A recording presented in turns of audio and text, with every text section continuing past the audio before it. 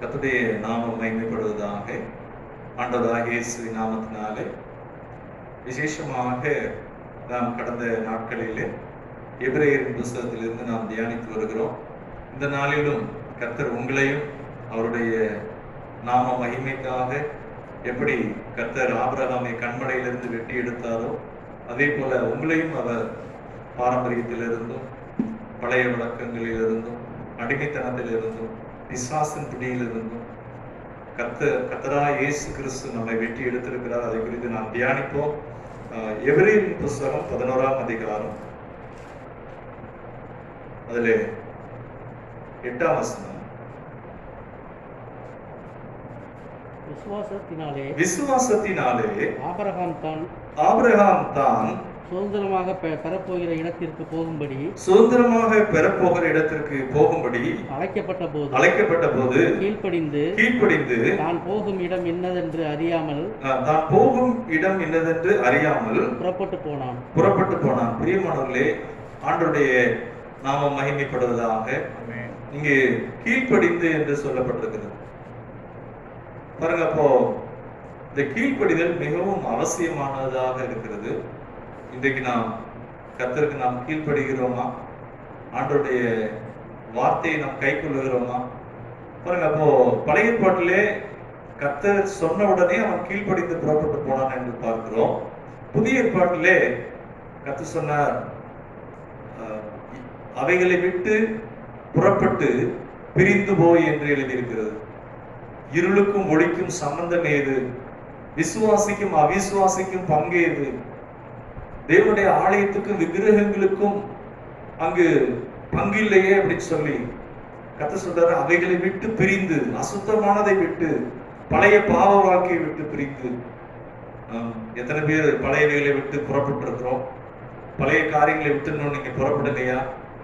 நீங்க புறப்படாம இருந்தா இந்த ஆசீர்வாதத்துக்குள் பிரவேசிக்க முடியாது. பாருங்க, அப்போ யாக்கோபு நிருபத்திலிருந்து கூட நாம் வாசித்தோம். 2ஆம் அதிகாரத்தில் ஏற்கனவே வாசித்தோம். அவர் அந்த நிருபத்தின் ஆசிரியர் சொல்றாரு, விசுவாசிகள்ல இருந்து கீழ்ப்படியாம இருக்கிறவங்க அப்படின்னு சொல்லி அங்க சொல்லும் போதே அந்த வார்த்தைகள் விபச்சாரிகளே அப்படின்னு சொல்றாரு. அப்போ இயேசுவை ஏற்றிருக்கிறாங்க, ஆனா அவனுடைய ஜீவிதத்திலே மாற்றம் இல்லாதபடி இருக்கிறது. இயேசுவை ஏற்றுக்கொண்டும் அப்படி வாழலாம், ஆனால் புறப்பட்டு பிரிந்து. அப்போ பழைய ஏற்பாட்டில் இருக்கிறதுக்கு ஒப்பாக இந்த ஆபிரகாமின் இந்த விசுவாச வாழ்க்கை பயணம் நம்முடைய வாழ்க்கைக்கு ஒப்பாக இருக்கிறது. கர்த்தர் நல்லவர். விசேஷமாக நாம் பழைய காரியங்கள், பழைய சுபாவங்கள் பாருங்க, நமக்குள்ளே ஒரு சில சுபாவங்கள் இருக்கும் பாருங்க. அந்த சுபாவம் என்ன செய்யும்னா, நம்ம எதையாவது ஒரு சில காரியங்களை எண்ணி நம்ம கவலைப்படும்படியாக நம்முடைய உள்ளத்துக்குள்ள இருக்கிற தேவனுடைய வசனங்கள், சத்தியத்தை அது நம்மளை விட்டு மறந்து போகும்படி பிசாசு செய்ய பார்ப்பான். பிரச்சனைகளை பெரிதாக அவன் பேரே என்னன்னா வசனத்தை பொறுக்குகிறவன். பைபிள் படிக்கிறப்ப வசனம் ஞாபகம் இருக்கும், அப்புறமேல ஆனா அந்த வசனம் மறந்து போயிடும்.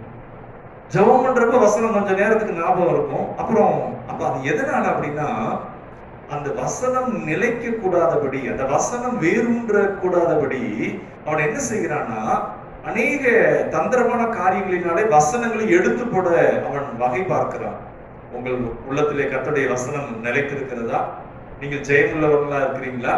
ஆபிரகாமுக்கு கர்த்தர் சொன்ன காரியம் எப்படி என்று சொன்னால், மகிமையின் தேவன் ஆபிரகாமுக்கு தரிசனமானார். உங்களுக்கும் எனக்கும் கூட கர்த்தர் ஏதோ ஒரு சூழ்நிலையிலே கண்மலையிலிருந்து, பாரம்பரியத்திலிருந்து பாருங்க, அதுல இருந்து நம்ம பிரிக்கவே முடியாதபடி அப்படி ஒரு கட்டுகளுக்குள்ளே இருந்தோம். அதுல இருந்து கர்த்தர் நம்மை தெரிந்து கொண்டார். உங்களையும் அப்படிதான் தெரிந்து கொண்டிருக்கிறார். என்னென்று சொன்னால், அவருக்கு மகிமைக்காக தெரிந்து கொண்டிருக்கிறார், ஒரு நோக்கத்திற்காக தெரிந்து கொண்டிருக்கிறார். அழைத்து அப்படியே உங்களை விட்டு விடுவதற்காக அல்ல, அந்த கர்த்தர் உங்களை கொண்டு பெரிய காரியங்களை செய்யும்படியாக. இங்கே நாம் பார்ப்போம். ஆண்டவருக்கு மகிமையுண்டாவதாக. அப்போ அசுத்தமானதை தொடாதிருங்கள் என்று சொன்னார். அடுத்ததாக ஆதியாகமம் 12ஆம் அதிகாரம் அதிலே நாம் வாசிக்கிறோம். 7 விதமான ஆசீர்வாதங்களை கர்த்தர் சொல்லுகிறார். நான் உன்னை ஆசீர்வதித்து, அதை நாம் வாசிக்கலாம் சீக்கிரமாக. ஆதியாகமம் 12ஆம் அதிகாரம் அதிலே நாம் கர்த்தர் ஆபிரகாமுக்கு சொன்ன 7 ஆசீர்வாதங்களை நாம் வாசிக்கிறோம். நான் உன்னை பெரிய ஜாதியாக்கி உன்னை ஆசீர்வதித்து, ஆண்டவர் சொல்றாரு ஐ வில் அப்படிங்கிற, நான் உன்னை ஆசீர்வதித்து. அடுத்து சொல்றாரு நான் உன்னை பெரிய ஜாதியாக்கி. இன்னும் சொல்லப்பட்டிருக்கு உன் பெயரை பெருமைப்படுத்துவேன். பாருங்க, இது ஆபிரகாமுக்காக மட்டும் சொல்லப்படல, இயேசு கிறிஸ்துவுக்குள்ளாக நாம் ஒவ்வொருவருக்காகவும் இது சொல்லப்பட்டிருக்கிறது. அல்லேலூயா. உங்களை அவர் ஆசீர்வதிக்கிறவர், உங்கள் பெயரை பெருமைப்படுத்துகிறவர். அது மாத்திரமல்ல, பூமியில் உள்ள வம்சங்கள் எல்லாம் உனக்குள்ள ஆசீர்வதிக்கப்படும் என்று சொல்லப்பட்டிருக்கிறது. இன்றைக்கு அந்த வசனத்தை தான் நாம் பார்க்க போகிறோம். அப்போ பூமியில் உள்ள வம்சங்கள் எல்லாம் உனக்குள் ஆசீர்வதிக்கப்படும் என்று சொல்லப்பட்டிருக்கிறது.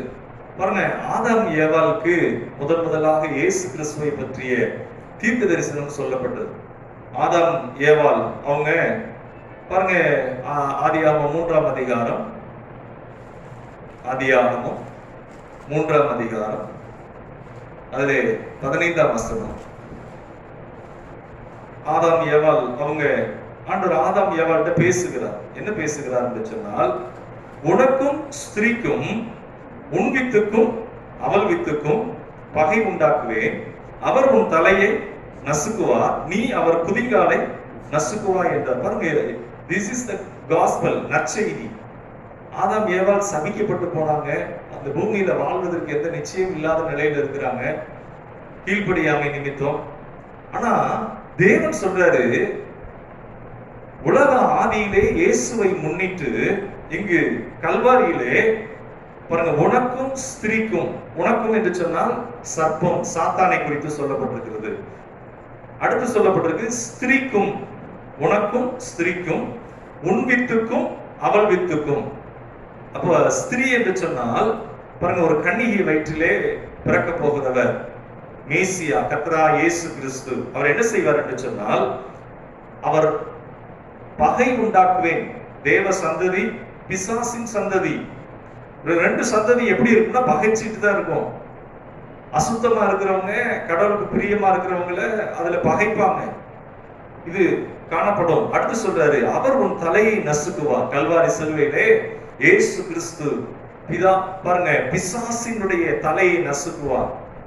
அதான் வாக்குத்தத்தம். அடுத்து சொல்லப்பட்டிருக்கிறது, நீ அவர் குதிங்காலை நசுக்குவாய் என்றார். கல்வாரி சிலுவையிலே இயேசு பாருங்க அங்கு மரிக்க போகுதா என்பதை முதலே சொல்லப்பட்டது வாக்குத்தத்தமாக. அடுத்ததாக ஆபிரகாமிட்ட கர்த்தர் 2வது முறையாக பேசுகிறார். இயேசு கிறிஸ்துவை குறித்ததான அந்த வாக்குத்தத்தம் அங்கு சொல்லப்பட்டிருக்கிறது. அது என்னவென்று சொன்னால் பாருங்க, இயேசுவை முன்னிட்டு, இயேசு கிறிஸ்துவை முன்னிட்டு சிலுவை மூலமாக இயேசு வெற்றி சிறக்க போகிறார் என்பதை தான் இந்த ஆதியாகமம் 3ஆம் அதிகாரம் 15ஆம் வசனத்திலே சொல்லப்பட்டது. அதே போல 1 நாளாகமம் 17ஆம் அதிகாரத்திலே அது ஒரு பெரிய சம்பவம், தாவீதை குறித்து அங்கு சொல்லப்பட்டிருக்கிறது. பாருங்க, இது எப்படி ஆபிரகாமை கர்த்தர் அழைத்தாரோ இன்றைக்கு அதே போல உங்களையும் என்னையும் கர்த்தர் அழைத்திருக்கிறார். அழைத்தது மாத்திரமல்ல, அவர் அழைத்ததின் நோக்கத்தை நிறைவேற்றுகிறார். இயேசு கிறிஸ்து மூலமாக ஆபிரகாமின் ஆசீர்வாதம் உங்களுடையதாக. அடுத்ததாக தாவீதுடைய அந்த அழைப்பை பற்றி அங்கு சொல்லப்பட்டிருக்கிறது. ஆடுகளுக்கு பின்னே திரிந்த தாவீது. ஆண்டவர் அழைத்த இடம் எங்கன்னா, ஆடுகளுக்கு பின்னாடி திரிஞ்சுக்கிட்டு இருக்கிறப்ப பாருங்க, நம்மளும் கூட ஆசையா ஒரு சில பறவைகள் மிருகங்கள்லாம் வளர்ப்போம். எனக்கெல்லாம் அந்த மாதிரி சின்ன வயசுல கோழி எல்லாம் வளர்க்கறதுக்கு ரொம்ப பிடிக்கும். ஆனா ஊழியத்துக்குன்னு வந்த போது அதெல்லாம் நம்ம கர்த்தர் ஜனங்களை மேய்க்கும்படியாக, ஜனங்களை நடத்தும்படியாக பழக்க வைத்தார். பாருங்க, ஆடுகளுக்கு பின்னே மேய்த்து கொண்டிருந்த தாவீதை கர்த்தர் அழைத்து சொன்னாரு, இஸ்ரவேலாகிய என் மந்தையை நீ மேய்க்க வேண்டும் என்று சொன்னார். ஆடுகளுக்கு பின்னாடி அந்த மேய்த்து கொண்டிருந்தார். பாருங்க, அப்போ தேவன் தாவீதை ராஜாவாக்கிட்டார். இந்த தாவீது சொல்றாரு, நான் எம்மாத்திரம் ஆண்டவரே, நான் ஆடுகளுக்கு பின்னாடி தெரிந்து கொண்டிருந்தேன், ஆடுகளை மேய்ச்சிட்டு இருந்தேன், என் குடும்பம் எம்மாத்திரம். ஆனா நீங்க என்ன செஞ்சீங்க, இஸ்ரவேலாகிய மந்தையை மேய்க்கும்படி ஆண்டவரே நீர் என்னை அழைத்தீரே அப்படின்னு சொல்லிட்டு இவரு நாத்தான் தீர்க்கதரிசிட்ட சொல்றாரு, நான் இருக்கிற வீடு கேதுரு மரத்தினால் ஆன வீடா இருக்கு, நான் இருக்கிற வீடே அப்படி இருக்கு. அப்ப தேவனுடைய ஆலயம் ஒரு கூடாரத்துல இருக்கு. பாருங்க, அந்த ஆசரிப்பு கூடாரம் என்பது இந்த டென்ட் அதுக்குள்ள இருக்கு. இப்ப நானே கேதுரு மரத்துல வாசம் பண்ணும்போது, நான் அங்க தங்கும் போது, என் தேவன் என்னை அழைத்தாரே, ஆடுகளுக்கு பின்னாடி இருந்து என்னை தெரிந்து கொண்டாரே, அந்த தேவனுடைய ஆலயம் எப்படி டென்ட்ல இருக்கலாம்.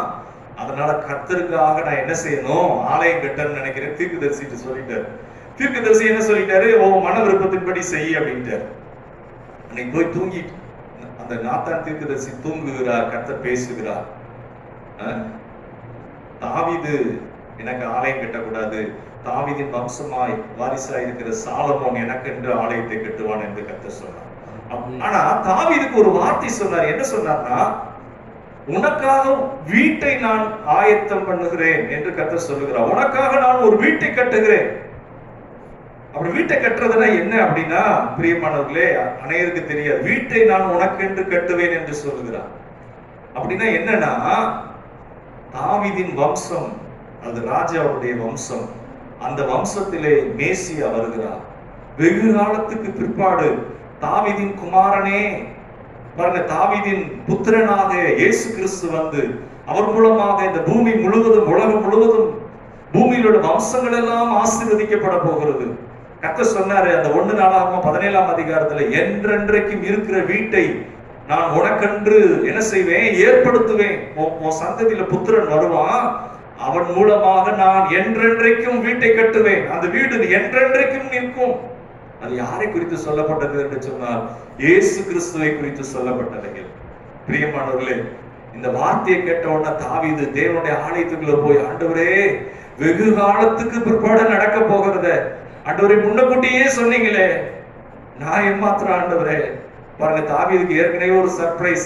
ஆடு மேய்ச்சிட்டு இருந்த அந்த தாவீது, ஆண்டவரே என்ன ராஜாவாக்கி இருக்கிறீங்க, ஆனா இப்ப அடுத்து வெகு காலத்துக்கு பிற்பாடு நடக்க போகிறத எனக்கு முன்கூட்டியே நீங்க அறிவித்தீங்களே, என்றென்றைக்கும் அது நிலைத்து நிற்குமே. பாருங்க, அப்ப தாவீதுக்கு கர்த்தர் தேவன் செய்ய போகிறதை முன்கூட்டியே வெளிப்படுத்தினார்.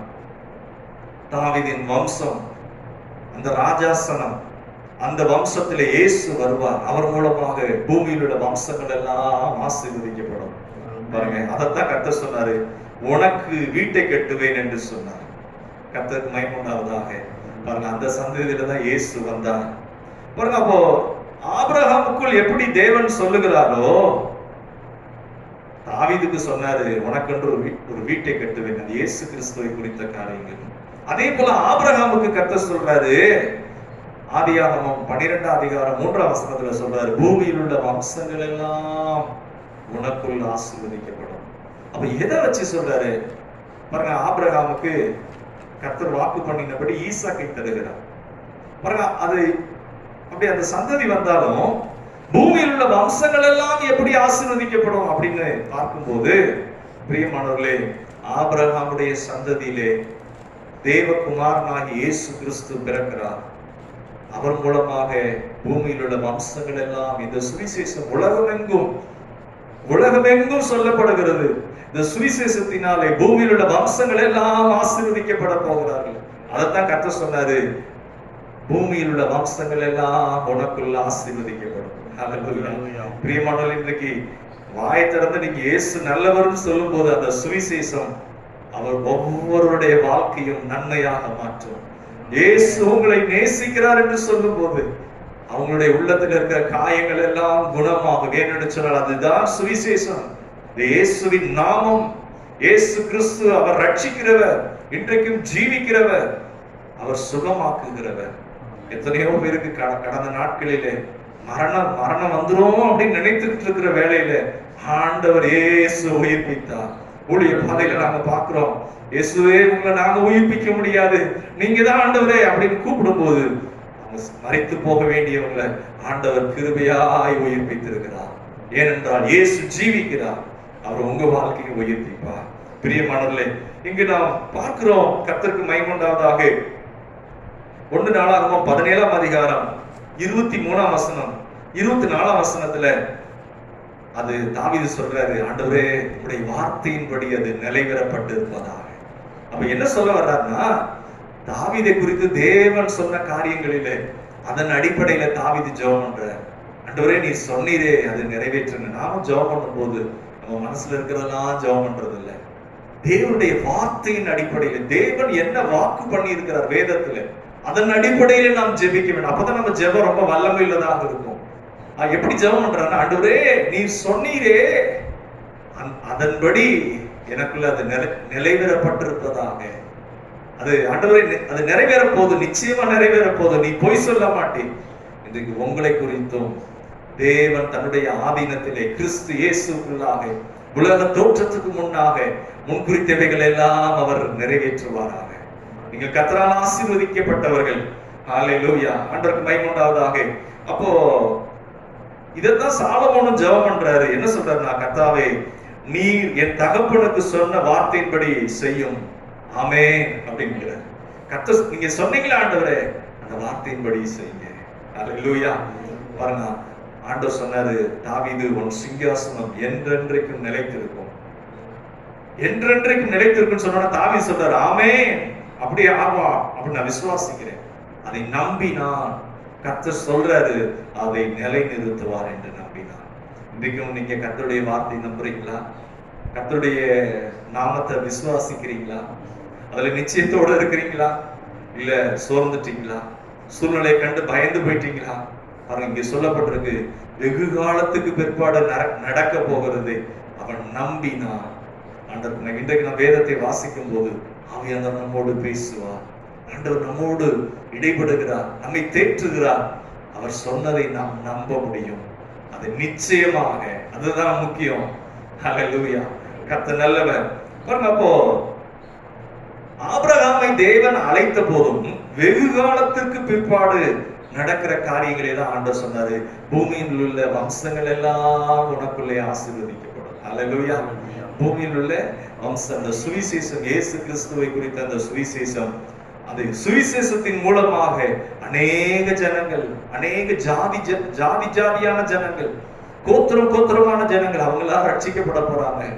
ஆண்டவர் இயேசு கிறிஸ்து அவர் மூலமாக, அவர் சிந்தின இரத்தத்தினாலே, அவருடைய நாமத்தினாலே, அவர் சிலுவையிலே அந்த பட்ட பாடுகளினாலே மனுக்குலத்தினுடைய பாவம் மன்னிக்கப்பட போகிறது, மீட்பு உண்டாக போகிறது.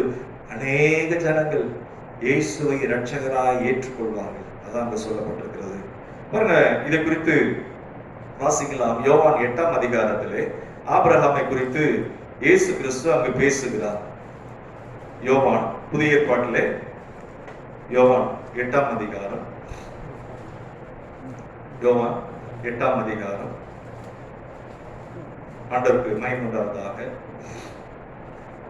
யோவான் 8ஆம் அதிகாரத்திலே இங்கே நாம் ஒரு வசனத்தை வாசிக்கலாம். 35ஆம் வசனமும் 36ஆம் வசனமும் அதை வாசிக்கிறேன்.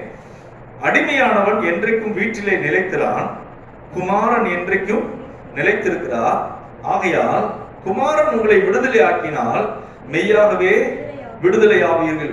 பாருங்க, ஆண்டவர் இயேசு சொல்றாரு, அடிமையானவன் என்றைக்கும் வீட்டிலே நிலைத்திரான். அடிமையானவன்னா பாருங்க, அடிமையானவனுக்குன்னு தனக்குன்னு எந்த டெசிஷன் இருக்கு? நீங்களும் நானும் கர்த்தருடைய வார்த்தைக்கு அடிமையா இருக்கிறோமா? தேவனுடைய பிள்ளையா இருக்கிறோமா? தேவனுக்கு நம்ம அர்ப்பணித்து இருக்கிறோமா? தேவனுடைய பிள்ளை என்று சொல்லி தகப்பனுடைய சத்தத்தை கேட்கிறோமா? பாருங்க, அடிமை எப்படின்னா, அவங்க எஜமானன் என்ன சொல்றாரோ, வெயில்ல நின்று வேலை பார்க்கணும், 1 மணி நேரம்னா பார்த்துதான் ஆகணும். இந்த நேரம் போய் தண்ணியை தூக்கிட்டு வா அப்படின்னா பெரிய வெயிட்டான அதுல தூக்கிட்டு வரணும்னா தூக்கிட்டு வரணும். இப்ப அடிமையானவன் எப்படிப்பட்டவன்னா, அவனுக்குன்னு ஒரு இது இருக்காது, நிலைத்து நிற்கிற எதுவுமே இருக்காது.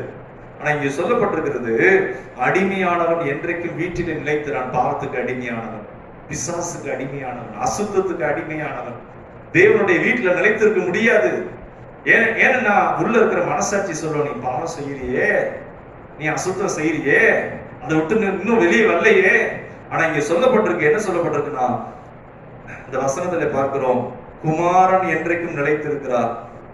ஆகையால் குமாரன் உங்களை விடுதலை ஆக்கினால் மெய்யாகவே விடுதலை. நம்ம சரீரத்தை பாவத்துக்கு அடிமையா கொடுக்கலாம், ஆனா அதனால என்ன பலன் கிடைக்குது? அவமானம், சாபம், தரித்திரம், மனசாட்சி, ஒரு வீக்கான மனசாட்சி, ஒரு குற்ற உணர்வு, அப்படிப்பட்ட நிலையில் நாம் காணப்படுகிறோம். ஆனா இங்க சொல்லப்பட்டிருக்கு, குமாரன் என்றென்றைக்கும் நிலைத்திருக்கிறார். குமாரன் என்றென்றைக்கும் நிலைத்திருக்கிறார். அடுத்து சொல்லப்பட்டிருக்கு, ஆகையால் குமாரன் உங்களை விடுதலை ஆக்கினார், மெய்யாகவே விடுதலை ஆகிறேன். ஹல்லேலூயா.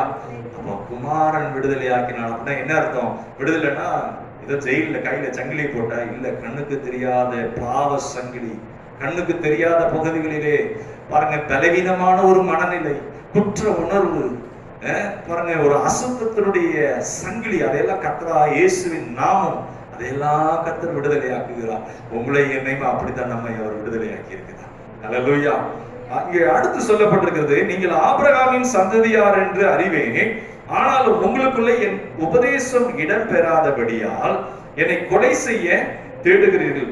நான் என் பிதாவினிடத்தில் கண்டதை சொல்லுகிறேன், நீங்களும் உங்கள் பிதாவினிடத்தில் கண்டதை செய்கிறீர்கள் என்றார். பாருங்க, இப்ப ரொம்ப ஒரு பெரிய கடுமையான வாக்குவாதம் நடக்குது. இந்த சாப்டர் வந்து ஒரு ரொம்ப ஆர்குமெண்ட். ஆண்டவர் இயேசு விட மாட்டேங்கிறார். அவர் என்ன சொல்றாரு? பரலோக பிதாவை தன் பிதாவாக சொல்லுகிறார். அடுத்து சொல்லிட்டு சொல்றாரு, நீங்களும் உங்கள் பிதாவின் செய்கையின்படி நடக்கிறீர்கள் சொல்றாரு. சொல்லிட்டு உங்கள் பிதா யார் அப்படின்னு சொல்றா, உங்கள் பிதா பிசாசு அப்படிங்கிறார். அவங்களுக்கு பயங்கர கோபம் வந்துருது. கோபம் வந்துட்டு அவங்க என்ன சொல்றாங்க, இயேசுவை வந்து என்ன சொல்றாங்க, ஒரு மரியாதை இடத்துல பிறந்ததை வந்து அசிங்கமா தூசணமா பேசுறாங்க. ஏன்னா வெளிப்படையா பேசுறாரு. என்ன சொல்றாருன்னா, நீங்கள் உங்கள் பிதாவாகிய பிசாசினால் பிறந்தவர்கள். நீங்க ஆபிரகாமின் சந்ததின்னு சொல்றீங்க, ஆனா ஆபிரகாமை போல நீங்க நடக்கலையே, ஆபிரகாமை போல நீங்க தேவனுக்கு பயப்படலையே, உங்க செய்கை அப்படி இல்லையே.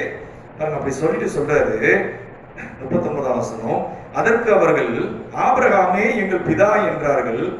இயேசு அவர்களை நோக்கி, நீங்கள் ஆபிரகாமின் பிள்ளைகளாய் இருந்தால் ஆபிரகாமின் கிரியைகளை செய்வீர்களே. பாருங்க, அப்போ அவங்க அடுத்து நான் சொன்ன வார்த்தையெல்லாம் அங்க இருக்கு. நாங்கள் வேசித்தனத்தினால் பிறந்தவர்கள் அல்ல. 41ஆம் வசனத்துல, ஒரே பிதா எங்களுக்கு உண்டு, அவர் தேவன் என்றார்கள். பிரியமானவர்களே, அங்கு வாக்குவாதம் உண்டாகிறது. அப்ப ஆண்டவர் சொல்றார் 44ஆம் வசனத்துல திரும்ப சொல்றார், நீங்கள் உங்கள் பிதாவாகிய பிசாசனால் உண்டானவர்கள், உங்கள் பிதாவுடைய இச்சைகளின்படி செய்ய மனதாயிருக்கிறீர்கள். அவன் ஆதி முதற்கொண்டு மனுஷ கொலைபாதகனாயிருக்கிறான். சத்தியம் அவனிடத்தில் இல்லாதபடியால் அவன் சத்தியத்திலே நிலை நிற்கவில்லை. அவன் பொய்யனும் பொய்க்கு பிதாவுமாய் இருக்கிறபடியால் அவன் பொய் பேசும்போது தன் சொந்தத்திலே எடுத்து பேசுகிறான். பாருங்க, ஆண்டவருக்கு மகிமையுண்டாவதாக. ஆண்டவர் இயேசு சொல்றாரு, என்ன சொல்றாருன்னா, இப்படிலாம் சொல்லிட்டு சொல்றாரு, ஆபிரகாமை பத்தி சொல்றாரு. என்ன சொல்றாரு? அதே அதிகாரம் பின்பகுதியில் நாம் பார்க்கிறோம். 56ஆம் வசனம், உங்கள் பிதாவாகிய ஆபிரகாம் என்னுடைய நாளை காண ஆசையாயிருந்தான், கண்டு களி கூர்ந்தான் என்றார். பாருங்க, அப்போ இயேசு கிறிஸ்து என்ன சொல்றாரு? உடனே அவங்க என்ன சொல்றாங்க, உனக்கு இன்னும் 50 வயசு கூட ஆகலையே. அப்போ ஆனா ஆண்டவர் என்ன சொல்றாரு, என்னுடைய நாளை காண ஆபிரகாம் ஆசையா இருந்தார். அப்படின்னா என்ன அர்த்தம்? ஆபிரகாமுக்கு அன்னைக்கு கர்த்தர் வாக்கு பண்ணாரு, வெகு காலத்துக்கு பிற்பாடு நடக்கிறத குறித்து சொன்னார். ஆபிரகாமுக்கு அது வெளிப்படுத்தப்பட்டதா. என்ன வெளிப்படுத்தப்பட்டதா? அவர் சந்ததியில மேசியா வரப்போகிறார், அந்த சந்ததியில தேவகுமாரன் பிறக்க போகிறார், அவர் மூலமாக இந்த பூமியில் இருக்கிற வம்சங்கள் எல்லாம் ஆசீர்வதிக்கப்பட போகிறது. அதை வெளிப்படுத்தின போது பாருங்க, அந்த குமாரனாகிய இயேசு அவர் மூலமாக ஆசீர்வதிக்கப்பட போகிறது. ஆபிரகாம் எப்படின்னா அன்னைக்கே கண்டு களி கூர்ந்தார். ஆண்டவரே, எனக்கு இப்படிப்பட்ட வாக்குத்தத்தங்களை தந்திருக்கிறீங்களே அப்படின்னு சொல்லி ஆபிரகாம் வெகு காலத்திற்கு முன்பே அதை கண்டு களி கூர்ந்தான் என்று பார்க்கிறோம். அதைத்தான் இயேசு சொல்றாரு. என்ன சொல்றாருன்னா, உங்கள் தகப்பனாகிய ஆபிரகாம் என்னுடைய நாளை காண ஆசையா இருந்தான். அந்த நாள் அப்படின்னா எதை குறிக்குதுன்னா, அந்த சுவிசேஷம், இயேசு கிறிஸ்துவை குறித்த அந்த நற்செய்தி. அந்த நற்செய்தி மூலமாக பூமியில் உள்ள வம்சங்கள் எல்லாம் இயேசு கிறிஸ்து அவர் மூலமாக பூமியில் இருக்கிற ஜாதியான ஜனங்கள். பாருங்க, ஆபிரகாம் வந்து ஒரு யூத வம்சம், ஆனா இயேசு கிறிஸ்து மூலமாக சகல ஜாதிகளும் சகல கோத்திரங்களும் இயேசுவை இரட்சகராய் ஏற்றுக்கொண்டு பூமியில் இருக்கிற வம்சங்கள் எல்லாம். பிரியமானவர்களே, அதைத்தான் ஆண்டவர் சொன்னாரு, அவன் என்னுடைய நாளை காண ஆசையா இருந்தான். ஆண்டவருக்கு மகிமை உண்டாவதாக. பாருங்க, இதை அப்படி சொல்றப்ப அவங்க என்ன பண்ணாங்கன்னா, அடுத்த வசனம் ஆண்டவர் சொல்றாரு, இன்னும் அவர் விடல ஆர்கியூமெண்ட. ஆபிரகாம் உண்டாகிறதுக்கு முன்னமே நான் உண்டாயிருக்கிறேன் அப்படின்னு. அவங்க அடுத்து என்ன பண்ணாங்கன்னா, கல்லை எடுத்துக்கிட்டாங்க எரியிறதுக்கு. ஆனா ஆண்டவர் என்ன பண்ணாருன்னா, கல்லை எரிஞ்சு சாகிறதுக்கு அவர் ரெடியா தான் இருந்தாரு. ஆனா ஊழியம் இன்னும் நிறைவேறவில்லை என்பதால் அவர் அங்கிருந்து கடந்து போனார். அந்த இடத்துல இருந்து அவர் கடந்து போனார். பிரியமானவர்களே, ஆண்டவருக்கு மகிமை உண்டாவதாக. பாருங்க, அப்ப பிதாவினுடைய அந்த சித்தம் நிறைவேறுவதற்கு அவர் ஆயத்தம் உள்ளவராக இருந்தார். ஆபிரகாமுக்கு கர்த்தர் அதை வெளிப்படுத்தினார். ஆண்டவருக்கு மகிமை உண்டாவதாக. பாருங்க, அப்போ இன்னொரு வசனத்தை நாம் வாசிக்கலாம். பாருங்க, ஆபிரகாமுக்கு கர்த்தர் மோரியா மலையிலே நாம் பார்க்கிறோம். ஆதியாகம புஸ்தகத்திலே ஆதியாகமத்திலே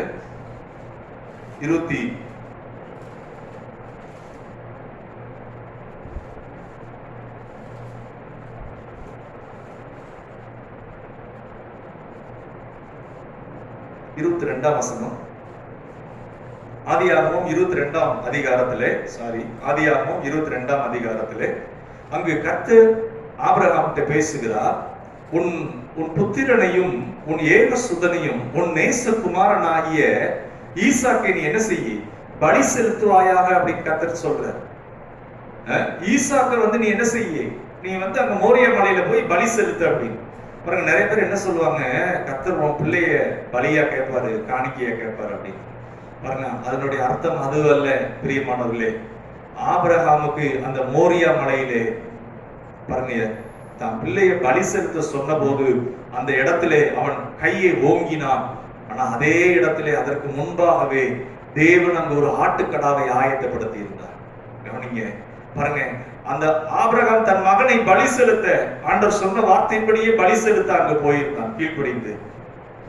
பாருங்க, அங்க பலி செலுத்த கையை ஓங்கின போது கர்த்தர் சொன்னாரு, உன் புத்திரன் மேல கையை போடாத, அங்க ஒரு ஆட்டுக்கடா ஆயத்தமா இருக்கிறது. பாருங்க, உங்களுக்காகவும் எனக்காகவும் உலக தோற்றத்துக்கு முன்னே ஆட்டுக்குட்டியானவர், அடிக்கப்பட்ட வண்ணமா இருக்கிற ஆட்டுக்குட்டியானவர் இயேசு கிறிஸ்து நமக்காக அவர் ஆயத்தமாக்கப்பட்டிருக்கிறார். பாருங்க, அன்றைக்கு ஈசாக்கு பலியிடப்படல, ஈசாக்கு மரிக்கல. அங்கு யார் மரித்தா அப்படின்னா அந்த ஆட்டுக்கடா அங்கு பலியிடப்பட்டது.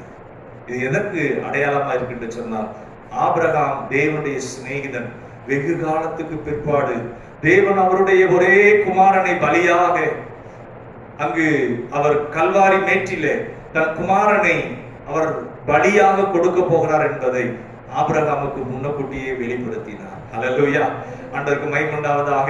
அதனாலதான் சொல்லப்பட்டிருக்கு, ஆபிரகாமை கர்த்தர் சொல்றாரு, என் சிநேகிதன் என்று சொல்லுகிறார். பிரியமானவர்களே, கர்த்தர் உங்களையும் அவர் ஆசீர்வதிப்பாராக, உங்களை அவர் உயர்த்துவாராக. இங்கு நாம் பார்க்கிறோம், அதுதான் ஆண்டவர் சொல்றாரு, என் நாளை காண அவன் ஆசையா இருந்தான். ஆபிரகாமுடைய குமாரன் பலியாகல, ஆனா தேவன் அவருடைய குமாரனை பலியாக. இன்றைக்கு உங்களுடைய நிலைமை, உங்களுடைய வீட்டு காரியங்கள், உங்களுடைய சூழ்நிலைகள் எல்லாவற்றிலும் என்ன செய்வது என்று அறியாமல் இருக்கிறீங்களா? தேவன் முன்கூட்டியே அவருடைய குமாரனை பலியாக ஒப்பு கொடுத்து, அந்த இடத்துக்கு பேர் என்னன்னா யெகோவா ஈரே, கர்த்தருடைய பர்வதத்தில் பார்த்து கொள்ளப்படும். உங்களுக்கான காரியங்களை தேவன் அவருடைய குமாரனாய் இயேசு கிறிஸ்து மூலமாக எல்லாவற்றையும் சந்திக்கத்தக்கதாக, எல்லாவற்றையும் நிறைவேற்றத்தக்கதாக, அவருடைய இரத்தத்தினால், அவருடைய நாமத்தினாலே உங்களுக்கு சகல ஆறுதலும் இளைப்பாறுதலும் உண்டாகத்தக்கதாக அவருடைய குமாரனை முன்கூட்டியே ஆயத்தமாக்கினார். அதான் யெகோவா ஈரே, கர்த்தருடைய பர்வதத்தில் பார்த்து கொள்ளப்படும். பிரைஸ் தி லார்ட், ஹல்லேலூயா, ஸ்தோத்திரம், ஸ்தோத்திரம். அடுத்ததா கலாத்தியரின் புஸ்தகம் 3ஆம் அதிகாரம் 13ஆம் வசனம் வாசிக்கலாம். கலாத்தியரின் புஸ்தகம் 3ஆம் அதிகாரம். இந்த ஆபிரகாமின் ஆசீர்வாதத்தை குறித்து நாம் அங்கு பார்க்கிறோம். கர்த்தருடைய நாமம் மகிமைப்படுவதாக. கலாத்தியர் 3ஆம் அதிகாரம் 13ஆம் வசனம். ஸ்தோத்திரம், பிரைஸ் தி லார்ட். இதை வாசிக்கிறேன். மரத்திலே தூக்கப்பட்ட எவனும் சபிக்கப்பட்டவன் என்று எழுதியிருக்கிறபடி கிறிஸ்து நமக்காக சாபமாகி நியாயப்பிரமாணத்தின் சாபத்திற்கு நம்மை நீங்களாக்கி மீட்டுக் கொண்டார்.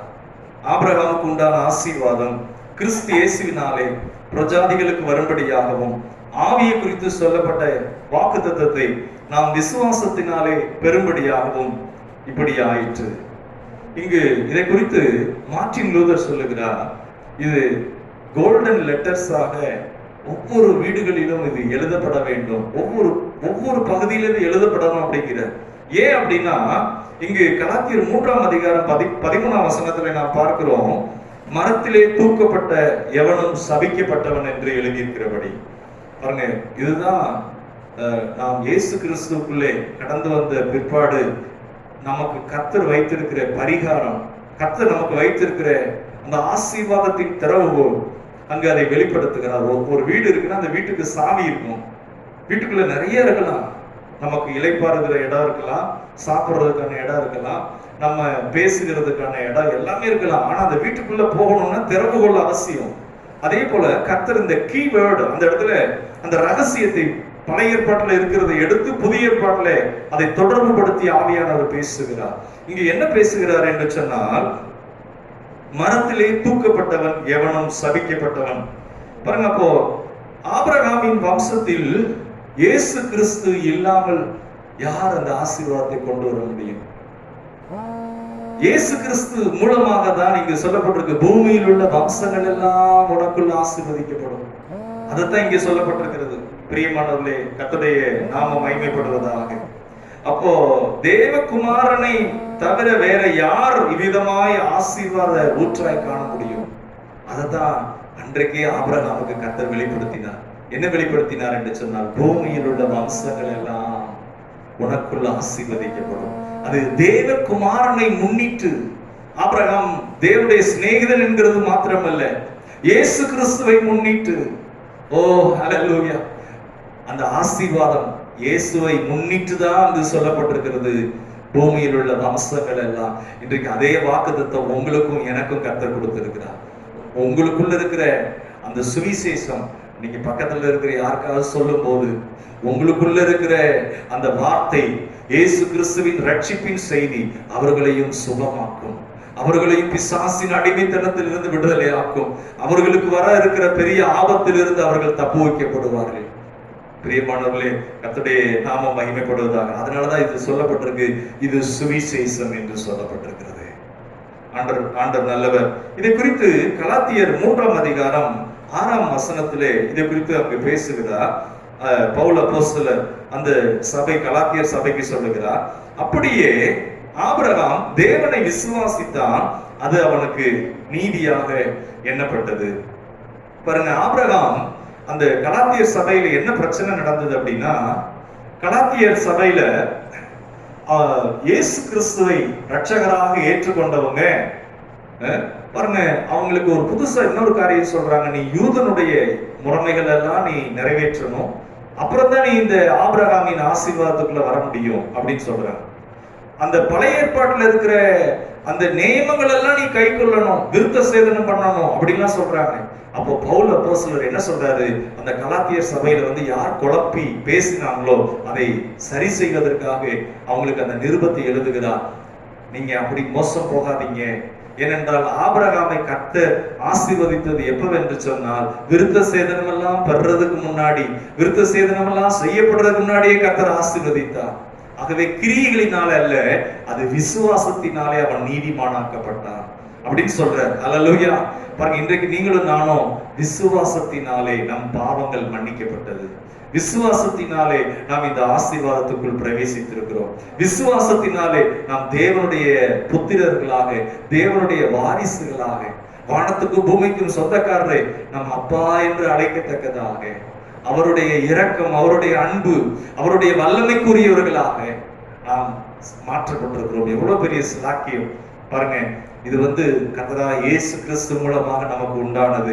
இங்கே நாம் பார்க்கிறோம், கலாத்தியர் 3ஆம் அதிகாரம் 7ஆம் வசனத்துல, ஆகையால் விசுவாச மார்க்கத்தார்கள் எவர்களோ அவர்களே ஆபிரகாமின் பிள்ளைகள் என்று அறியீர்களாக. பாருங்க, பவுல் என்ன சொல்றாருன்னா, யூத மார்க்கத்தின்படி ஒருத்தவங்க பிறந்திருந்தா கூட அவங்க விசுவாச மார்க்கத்தார் அல்ல. ஒருவேளை கிறிஸ்தவ குடும்பத்துல பிறந்திருக்கலாம், ஆனா அவங்களுக்கு விசுவாசம் இல்லைன்னா அவங்க விசுவாச மார்க்கத்தார் அல்ல. அவங்க பேர் வேணா கிறிஸ்தவங்களா இருக்கலாம், ஆனா அவங்களுக்குள் விசுவாசம் இல்லை என்று சொன்னால் அவர்கள் விசுவாச மார்க்கத்தார் அல்ல. யூதர்களை பார்த்துதான் ஆண்டவர் இயேசு சொன்னார், நீங்கள் உங்கள் பிதாவாகிய பிசாசினால் உண்டானவர்கள். யூதர்கள் எந்த வம்சத்துலனா யூத வம்சத்துலதான் பிறந்தவங்க. ஆனா அவங்களுடைய ஜீவியம், அவங்களுடைய வாழ்க்கை தேவனுக்கு தூரமாக இருந்தது. பிரியமானவர்களே, இன்றைக்கு நீங்க விசுவாசத்துல இருக்கிறீங்களா? விசுவாச மார்க்கத்தாரா இருக்கிறீங்களா? இல்ல நீங்க தரிசித்து தான் நடக்கிறீங்களா? இல்ல உங்க சூழ்நிலையை கண்டு பழைய மாதிரியே இருக்கிறீங்களா? பாருங்க, விசுவாச மார்க்கத்தார் எவர்களோ அப்படின்னு சொல்லப்பட்டிருக்கிறது. தேவனுடைய நாமம் மகிமைப்படுவதாக. அவர்களே ஆபிரகாமின் பிள்ளைகள் என்று நல்ல தைரியமா சொல்லுங்க, நான் ஆபிரகாமின் பிள்ளை. ஹல்லேலூயா. ஆபிரகாமின் பிள்ளை என்று சொன்னால் இயேசு கிறிஸ்து மூலமாக அந்த ஆசீர்வாதத்துக்கு உரியவர்கள். கர்த்தர் உங்கள் பேரை பெருமைப்படுத்துவார். நீங்கள் ஆசீர்வாதமா இருப்பீங்க. அது மாத்திரமல்ல, பூமியில் உள்ள வம்சங்கள் எல்லாம் உங்களுக்குள்ள ஆசீர்வதிக்கப்படும். ஹல்லேலூயா. ஒரு நாள் ஆண்டவரை சந்திக்கிற நாள் வரும். நம்ம ஆண்டவருக்கு கணக்கு கொடுக்க வேண்டிய நாள் வரும். ஏனென்றால் இந்த நம்ம கொடுக்கப்பட்டவைகள் எல்லாம் அவற்றிலிருந்து வந்ததுதான். அந்த நாளிலே நம் தைரியமா சொல்லலாம், ஆண்டவரே உங்களுடைய சுவிசேஷத்தை என் பிள்ளைக்கு நான் சொன்னேன், என் குடும்பத்துக்கு சொன்னேன், ஆண்டவரே என்னை சுற்றி இருக்கிற சமுதாயத்துக்கு சொன்னேன், உங்களுடைய கிருபையினால இவங்களை நான் நடத்தினேன் ஆண்டவரே. அப்ப ஆண்டவர் சொல்வார், வெல்டன், நீ உன்னுடைய நேரத்தை என் மகிமைக்காக பயன்படுத்தினாய் என்று சொல்லுவார். ஏனென்று சொன்னால் அதுதான் ஒரு மனுஷனை ரட்சிக்கும். ஹல்லேலூயா. கர்த்தருக்கு மகிமை உண்டாவதாக. இங்கு அடுத்த வசனத்துல நாம் பார்க்கிறோம், 8ஆம் வசனம், கலாத்தியர் 3ஆம் அதிகாரம் 8ஆம் வசனம். மேலும் தேவன் விசுவாசத்தினாலே புறஜாதிகளை நீதிமான்களாக்குகிறார் என்று வேதம் முன்னாக கண்டு. பாருங்க, யூதர்கள் அவங்க கர்த்தருடைய சந்ததியா மாறுறதுங்கிறது அவங்களுக்கு தெரியும்.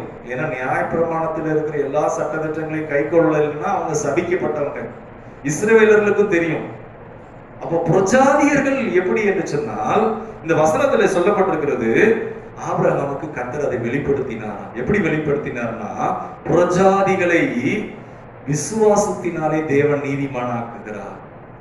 புறஜாதிகள் யாருன்னா, அவங்க சொல்லலாம் எங்களுக்கு 10 கட்டளை தெரியாது, ஆனா தேவன் அவங்களுக்கு மனசாட்சி என்கிற ஒரு பிரமாணத்தை கொடுத்திருக்கிறார். 10 கட்டளை தெரியுதோ தெரியலையோ, அவங்க யாரையாவது கொலை செய்தா அது தப்பு என்பது அவங்க மனசாட்சிக்கு தெரியும். அவங்க புறஜாதியரா இருக்கலாம். இல்லைங்க எனக்கு பைபிள் தெரியாதுங்க, அதனால நான் அதை கொலை பண்ணிட்டேன்னு சொல்ல முடியாது. அவங்க மனசாட்சிக்கு தெரியும், நான் அதை செய்யக்கூடாது. பிறனுடைய பொருளை திருடக்கூடாதுங்கிறது, திருடுனா என்ன ஆகுங்கிறது அவங்களுக்கு தெரியும். அவங்களுக்கு பைபிள் இருக்கோ இல்லையோ, ஆனா அவங்களுக்கு மனசாட்சியிலே பிரமாணம் இருக்கு. ஏனென்றால் அதன்படி அவங்களுக்கு அந்த விசுவாசத்தினாலே தேவனுடைய குடும்பத்திலே அவர்களும் புத்திரராய் மாறுகிறார்கள். ஹல்லேலூயா. பாருங்க, அப்போ 10 கட்டளைங்கிறது தேவையில்லை. அவங்களை கர்த்தர் அப்படி ஆயத்தப்படுத்தி இருக்கிறார். உங்களை என்னையும் கூட, நீங்களும் நானும் புறஜாதியராய் இருந்தோம். நாம் யூத வம்சத்தை சேர்ந்தவங்க கிடையாது, இஸ்ரவேல் கோத்திரத்தை சேர்ந்தவங்க கிடையாது. ஆனா நம்ம எல்லாரும் புறஜாதியர்களாக. பாருங்க, நான் இயேசுவை அறியாத அந்த நிலையில, ஆண்டவர் இயேசு யாருன்னே தெரியாத நிலையில நான் அதை அந்நிய தெய்வமாக தான் எண்ணி நான் நினைத்தது உண்டு. ஆனால் கர்த்தர் உலக தோற்றத்துக்கு முன்னே, தாயின் வயிற்றிலே உருவாகும் முன்னே முன்குறித்த தேவன், அவர் என்னை ரட்சித்தார், அவர் என்னை தெரிந்து கொண்டார். ஒருவேளை நீங்கள் உங்களுடைய அப்பாவோ அல்லது உங்களுடைய ஃபோர்ஃபாதர்ஸ் அவங்க தலைமுறையில இயேசுவை நீங்கள் ஏற்றிருக்கலாம். ஆனால் ஒன்று, உங்களை கர்த்தர் கண்மலையிலிருந்து வெட்டி எடுத்திருக்கிறார். ஆபிரகாமை எப்படி கண்மலையிலிருந்து வெட்டி எடுத்தாரோ, நான் எண்ணி பார்க்கிறேன், நான் ரொம்ப வைராக்கியமா இருந்தது உண்டு. இயேசு கிறிஸ்து அறிகிறதுக்கு முன்னாடி ரொம்ப ஒரு பாரம்பரியத்தில் இருந்தது உண்டு. ஆண்டவருக்கு மகிமைண்டாவது. ஆனா கர்த்தர் அங்கிருந்து என்னை வெட்டி எடுத்தார் அவருடைய மகிமைக்காக. மகிமையின் தேவன் அவருடைய இரக்கத்தையும் அவருடைய அன்பையும் அதையெல்லாம் காண்பித்து அவர் எனக்கு தரிசனமானார். அதே தேவன் உங்களுக்கும் தரிசனமாயிருக்கிறார். உங்களையும் அவர் அழைத்திருக்கிறார். நீங்கள் விசேஷமானவர்கள். கர்த்தருக்கு மகிமைண்டாவதாக. இங்க நான் பார்க்கிறோம், இந்த கலாத்தியர் புஸ்தகம் அதுல 3ஆம் அதிகாரத்திலே நாம் வாசிக்கிற இந்த வசனங்கள் எல்லாம் பாருங்க, அது அப்படியே ஒப்பாக ஆதியாகமம் புஸ்தகம் 12ஆம் அதிகாரம் 2ஆம் வசனம் 3ஆம் வசனத்தை ஒப்பிட்டு சொல்லப்பட்டிருக்கிறது. என்னவென்று சொன்னால், ஆண்டவர் ஆபிரகாமுக்கு சொல்றாரு, என்ன சொல்றாரு? பூமியில் உள்ள வம்சங்கள் எல்லாம் உனக்குள்ள ஆசீர்வதிக்கப்படும். அதை வாசிக்கலாம். ஆதியாகமம் 12ஆம் அதிகாரம் 2ஆம் வசனம். ஆதியாகமம் 12ஆம் அதிகாரம், அதை வாசிக்கிறேன். நான் உன்னை பெரிய ஜாதியாக்கி பாருங்க, இந்த வசனத்தை சொல்றப்ப, வாக்குத்தத்தத்தை சொல்றப்ப, ஆபிரகாமுடைய வயசு அதிகமான வயசு 75, சாராளுக்கு வயசு 65. குழந்தை பெறுறதுக்குரிய சாத்தியமே இல்லாத நாள். ஆனா கர்த்தர் சொன்ன வார்த்தை, அதை அவர் நிறைவேற்றுவார் நம்பி விசுவாசித்தார். இன்றைக்கும் ஒருவேளை உங்க சூழ்நிலைகளை பார்க்க வேண்டாம், உங்களை சுற்றி இருக்கிற பல காரியங்களை கண்டு சோர்ந்து போக வேண்டாம். ஆனா கர்த்தர் உண்மையுள்ளவர், வாக்குத்தத்தம் பண்ணினவர், அதை நிறைவேற்றுவார். இங்க சொல்ற, நான் உன்னை பெரிய ஜாதியாக்கி, அடுத்து சொல்றாரு, உன்னை ஆசீர்வதித்து உன் பெயரை பெருமைப்படுத்துவேன், நீ ஆசீர்வாதமா இருப்பாய். பாருங்க, இதெல்லாம் சொல்லிட்டு அந்த சுவிசேஷத்துக்கு ஏதுவாக இயேசுவை பற்றி அந்த வார்த்தை சொல்லப்பட்டிருக்கிறது. கடைசி வசனம் 3ஆம் வசனத்துல பின்பகுதியில, பூமியில் உள்ள வம்சங்கள் எல்லாம் உனக்குள் ஆசீர்வதிக்கப்படும். ஹல்லேலூயா, கர்த்தருடைய நாமம் மகிமைப்படுவதாக. இப்ப அந்த கலாத்தியர் 3ஆம் அதிகாரம், அதுல இயேசு கிறிஸ்துவை குறித்து சொல்லப்பட்டிருக்கிறது. 13ஆம் வசனத்திலே, மரத்திலே தூக்கப்பட்ட எவனும் சபிக்கப்பட்டவன் என்று எழுதியிருக்கிறபடி அநேக குடும்பங்கள் ஊழியத்துல நான் பார்த்திருக்கிறேன். இந்த வசனத்தை சொல்லி துதிச்சிருக்கிறேன், மணிக்கணக்கில் துதிச்சிருக்கிறேன். அந்த குடும்பத்துல இருக்கிற சாபமெல்லாம் நீங்கி இருக்கு, குழந்தை பாக்கியம் உண்டாயிருக்கு. ஒரு சில பிசாசின் அடிமைத்தனத்திலிருந்து அவங்க விடுதலை ஆயிருக்கிறாங்க. வேற ஒண்ணுமே செய்தது இல்லை, இந்த கல்வாரியை உயர்த்தி, இந்த கலாத்தியர் 3ஆம் அதிகாரம் 13, 14 உயர்த்தி உயர்த்தி சொல்லி இருக்கிறேன். இன்னைக்கு தங்கம் விலை கூடுது அப்படிங்கிறாங்க. தங்கத்தை காட்டிலும் ரொம்ப பவர்ஃபுல்லானது இது, ரொம்ப ரொம்ப ரொம்ப வல்லமையானது. தங்கத்தை கொடுத்தா கூட சாபத்திலிருந்து ஒரு மனுஷனால விடுதலை ஆக முடியாது. ஆனால் இந்த கல்வாரியின் வல்லமை ஒரு மனுஷனை விடுதலையாக்கும், ஒரு மனுஷனை ஆசீர்வதிக்கும். நான் இந்த சத்தியத்தை வாழ்க்கையில நான் ருசிச்சு பார்த்திருக்கிறேன். பாருங்க, நம்ம ஆண்டவரை பல காரியங்களை சொல்லி ஜெபம் பண்றதை காட்டிலும் கல்வாரியில அவர் நிறைவேற்றினதை உயர்த்தி ஸ்தோத்திரம் பண்ணி பாருங்க, அங்கு வல்லமை பலமா இறங்கும். அதைத்தான் மார்ட்டின் லூதர் சொல்லியிருக்கிறார், இது கோல்டன் லெட்டர்ஸ்ல எழுதப்படணும். ஏன்னா அன்றைக்கு ஆபிரகாமுக்கு தீர்க்கமாக சொல்லியிருக்கிறார், பூமியில் உள்ள வம்சங்கள் எல்லாம், அது இயேசுவை முன்னிட்டு, தேவகுமாரனை முன்னிட்டு, அந்த சுவிசேஷத்தை முன்னிட்டு அன்றைக்கு ஆபிரகாம் ஆகிய தேவனுடைய சிநேகிதனுக்கு கர்த்தர் வாக்கு பண்ணினார். இன்றைக்கு உங்களுக்கும் எனக்கும் அந்த இயேசு கிறிஸ்துவின் நாமம் வல்லமை உள்ளதாக, விடுதலையாக்குகிறதாக, அடிமைத்தனத்திலிருந்து, பாவத்தின் கட்டுகளில் இருந்து, பிசாசனுடைய எல்லா விதமான அழிவின் காரியங்களில் இருந்து அது விடுவிக்க வல்லமை உள்ளது.